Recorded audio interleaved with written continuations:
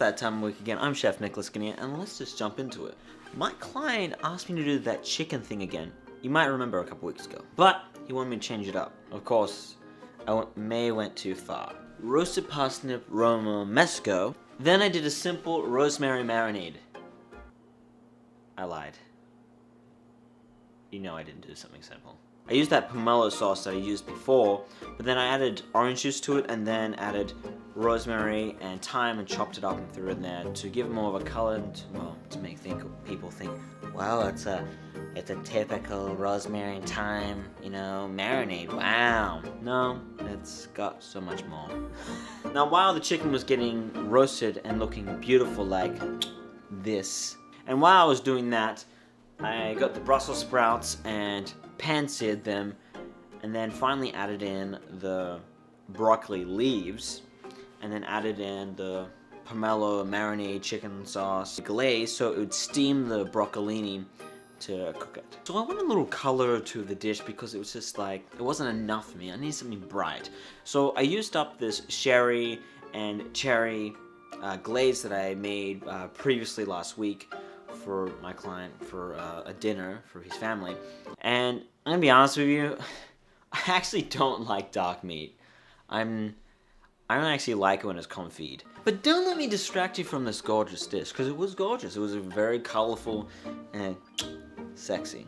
Now this shrimp dish that I put together was very interesting, and I love the flavors that came together with this, which I've never really actually experienced in, you know, all these years I've been cooking for, because, you know, I just go, wow, this is a very unique flavor I can't actually pinpoint to other foods that I've made in the past or other restaurants I've tried, so this is very interesting. And I'll tell you how this came about. So this is how it came about. I got the acorn squash and I roasted it, and while that was roasting in the meantime, I sliced up some carrots and, you know, green beans, and then right after that I picked off the carrot tops because I didn't want to waste that. You know, there was some leftovers, and you know, you can totally use this. So when I picked that up, I put that into the blender, and then I added in my roasted acorn squash, and I blended together and added in some lemon juice.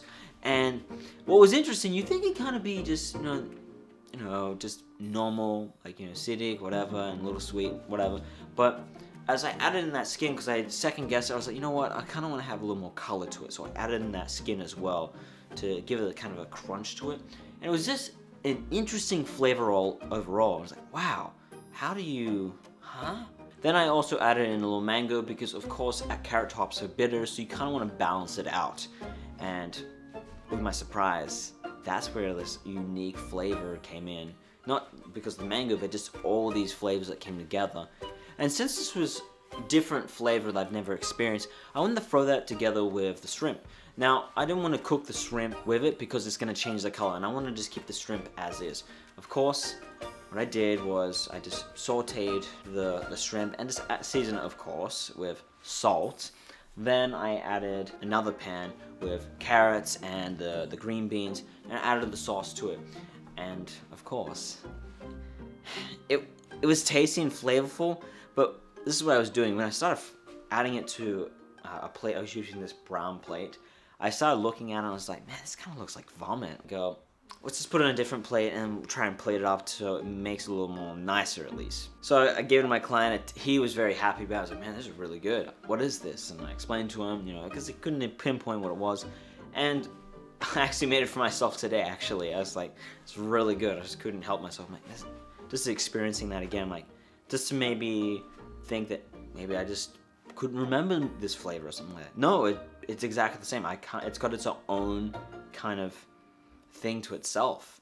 And these are just simple ingredients. It wasn't like far-fetched stuff you've never heard of. I was very pleased with everything about this dish. Just the, you know, don't put it on a brown plate because otherwise it'll make it look like vomit.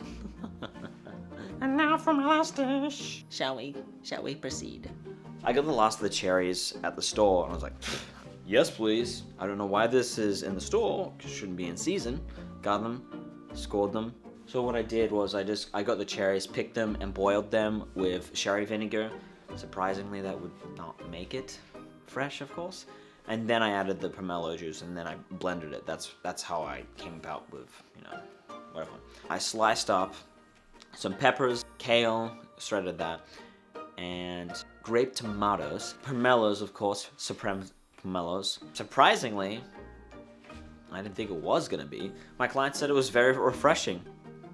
Good enough for me. Well, my job's fulfilled this week. I'm Chef Nicolas. Don't forget to click that like button if you like this video. Now, if you want to follow us on our page, you can simply click that icon in the little top corner over there, over here. Maybe it's over here. It's over here. And all you have to do is click that like button. You can follow us on our page and stay up to date what's going on. But if you want to see and follow my goofy self, of course, you can just follow my Instagram underneath right here. Well, thanks again for this week, guys, and I'll see you next week, of course. Peace.